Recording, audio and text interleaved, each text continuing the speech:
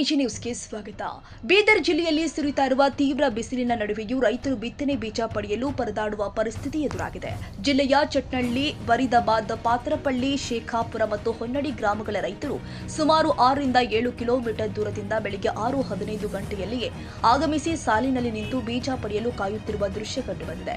ಬಿಸಿಲು, ಹಸಿವು ಹಾಗೂ ದಾಹವನ್ನು ಲೆಕ್ಕಿಸದೆ ರೈತರು ಗಂಟೆಗಟ್ಟಲೆ ಕಾಯಬೇಕಾದ ಪರಿಸ್ಥಿತಿ ನಿರ್ಮಾಣವಾಗಿದೆ.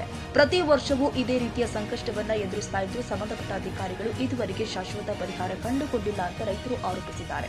ಪಾತ್ರಪಳ್ಳಿ, ಶೇಖಾಪುರ ಮತ್ತು ಹೊನ್ನಡಿ ಗ್ರಾಮಗಳ ಮಧ್ಯಭಾಗದಲ್ಲಿ ರೈತರಿಗೆ ಅನುಕೂಲವಾಗುವಂತೆ ಬಿತ್ತನೆ ಬೀಜ ವಿತರಣಾ ಕೇಂದ್ರವನ್ನು ಸ್ಥಾಪಿಸಬೇಕು ಅಂತ ರೈತರು ಆಗ್ರಹಿಸಿದ್ದಾರೆ. ಇದರಿಂದ ದೂರದ ಊರುಗಳಿಂದ ಬರುವ ರೈತರಿಗೆ ಸಮಯ ಹಾಗೂ ಪ್ರಯಾಣದ ವೆಚ್ಚ ಉಳಿತಾಯವಾಗಲಿದ್ದು ಹೆಚ್ಚಿನ ಅನುಕೂಲವಾಗಲಿದೆ ಅಂತ ಹೇಳಿದ್ದಾರೆ. ಕೃಷಿ ಇಲಾಖೆ ಅಧಿಕಾರಿಗಳು ತಕ್ಷಣವೇ ಸೂಕ್ತ ಕ್ರಮ ಕೈಗೊಂಡು ರೈತರ ಸಮಸ್ಯೆಗೆ ಶೀಘ್ರ ಪರಿಹಾರ ಒದಗಿಸಬೇಕು ಅಂತ ರೈತರು ಮನವಿ ಮಾಡಿದ್ದಾರೆ. Suryakant Jategonda, Bidar, AG news.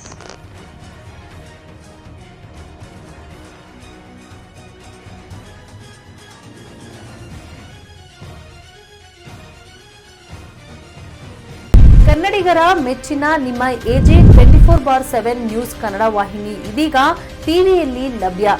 ವೇಳೆ ನೋಟಿಸ್ ಕೊಟ್ಟಿದ್ರೆ ವಾಪಸ್ ತಗೋತೀವಿ. ಇವತ್ತು ವಕ್ಫ್ ಪ್ರಾಪರ್ಟಿ ಅಂತೇಳಿ ಬರ್ತದೆ ಅಂತ ಹೇಳಿದ್ರೆ ರೈತರು ಬೀದಿಗೆ ಬದಲು ಏನ್ ಮಾಡ್ಬೇಕಾಗುತ್ತೆ? ಯಾರು ವೋಟ್ ಹಾಕಿಲ್ಲ ಅಂದ್ರೆ ಗ್ಯಾರಂಟಿನೆಲ್ಲ ಸ್ಟಾಪ್ ಮಾಡ್ಬಿಡ್ತೀವಿ.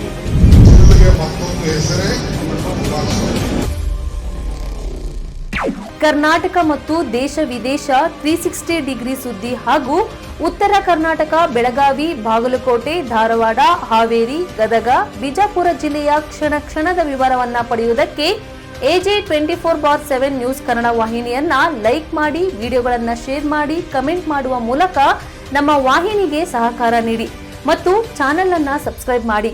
ಧನ್ಯವಾದಗಳು.